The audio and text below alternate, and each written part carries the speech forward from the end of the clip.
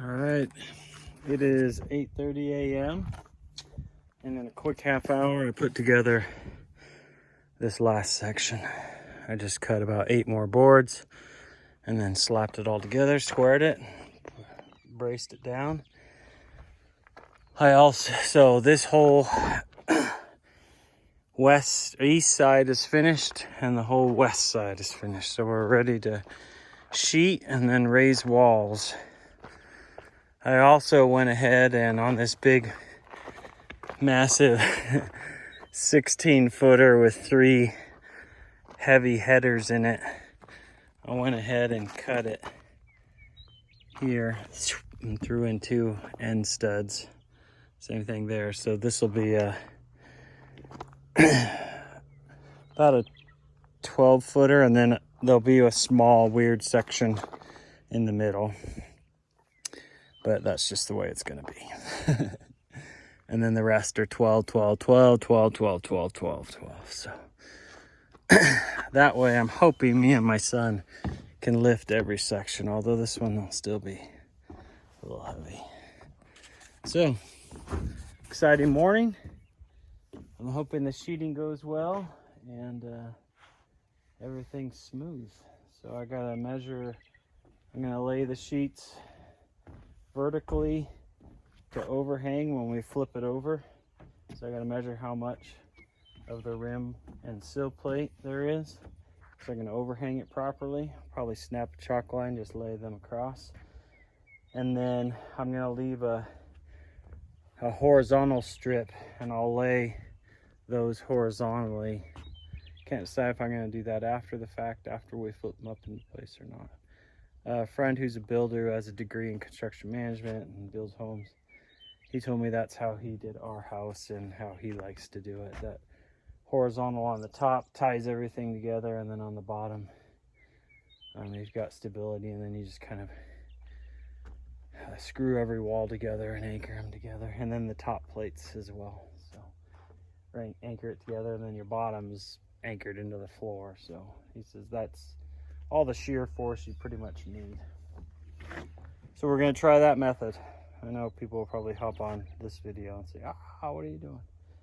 But I read back and forth, and I'm going to settle on this method. See if my son's done running. Quick thing is, our big windows are centered on the bedrooms they're in, except for this one.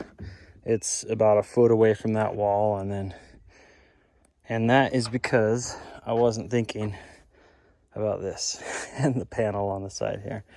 I wanted to come to here, and the trench started getting dug, and luckily I even curved the trench a little bit to get it to here when I caught him and said, hey, I want it right here.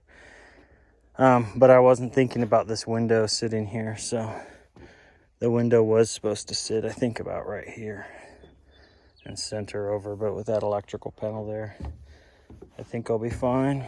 Well, I'll have to be fine. I'm gonna have to do something. I'll just put the disconnect on that side, if that works. I hope. Yeah, so think about those things when you're framing. What's coming up on the outside. All right, so what I'm gonna do is, to the bottom of my sill, it's 14 3/8. So I'll overhang that far, and now that I'm looking at this, these things will be in the way. That's why they wait and come in and do it after. So I'll have to sheet this section after the fact, which isn't too big a deal. But my sheet is 8 feet long, so I'm gonna mark here. I'm gonna go down, do the same thing with chalk line snap, and we should be able to lay the sheets across here. We'll just verify as we go before we nail them in that we have 14 3/8 play. And then that leaves me with,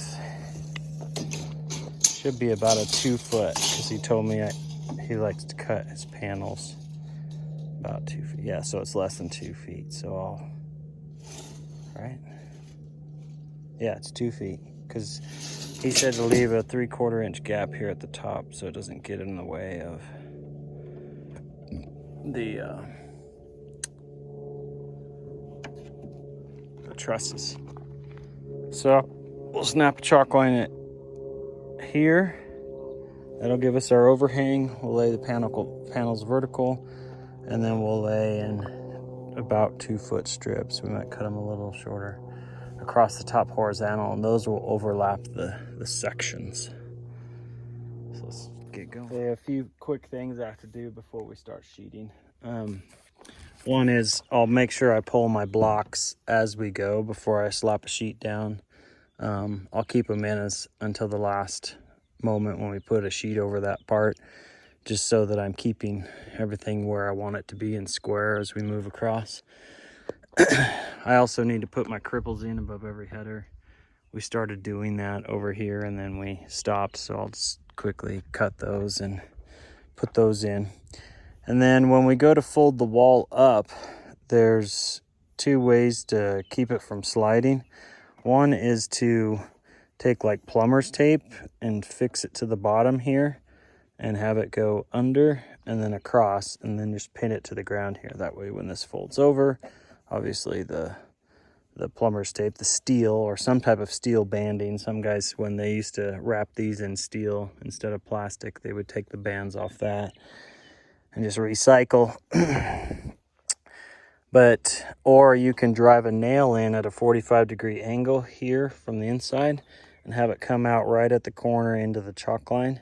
And that way when this folds over, it doesn't slide. And if for some reason there's a nail sticking out somewhere, you can cut it off or tap it back into the wood. I like the cleanness and easiness of the steel bands.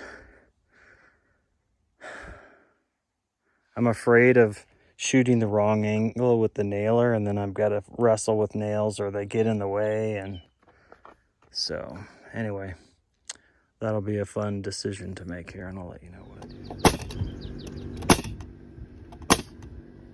Okay, we're putting the top plates on. They're on that side. So we put all our top plates on both sides, and we started setting materials out.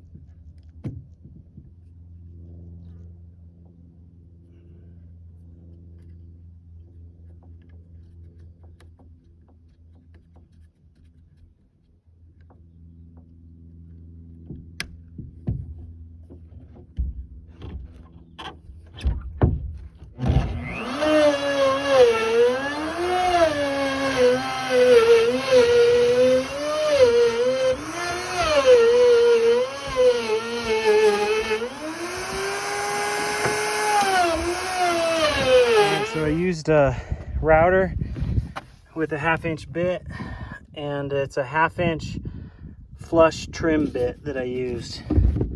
And I had it a little too far out, and so the top 1/8 of an inch wasn't cutting, it was hanging on the wood, so I adjusted it.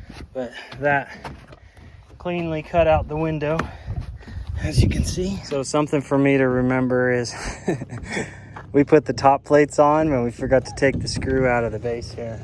So, but we can at least take them out here, and then it'll just be hanging there, and we can cut it off or just leave it hanging inside the wall. Probably just leave it hanging inside the wall, but we forgot to do that on all of them. Darn it.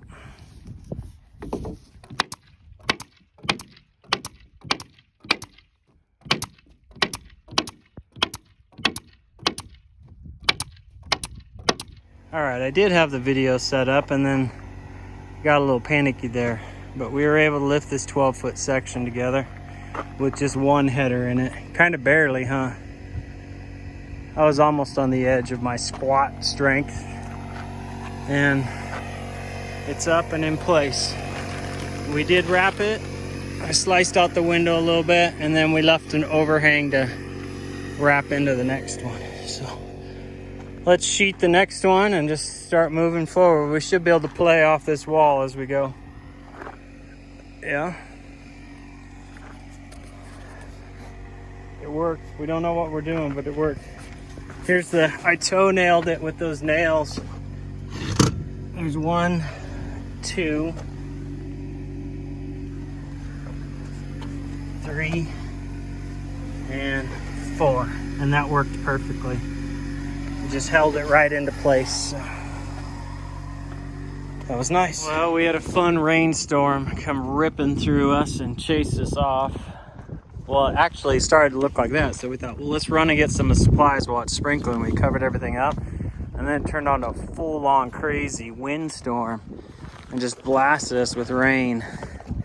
So everything got wet anyway, because I just tucked it under stuff. And I thought for sure we were going to come back to these walls being on the ground, because we didn't brace this last wall. We did nail it into the other, but anyway. So here we go, getting back at it. He's trying to get the water off the deck. It's a lot of water. All right, a long, challenging day. And we cut that one short. The house wrap.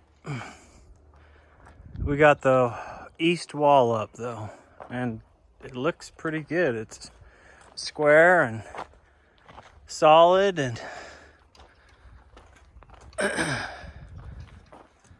got the braces up. We've got, oh, almost didn't make it. We've got this wall laid out and ready to go, and I think we learned the things we need to learn on this wall. So this will be my office view of the mountains, right up Strawberry Canyon. Bedroom, bedroom, bedroom, and then master bedroom way down there. Long day. Matt's putting away tools.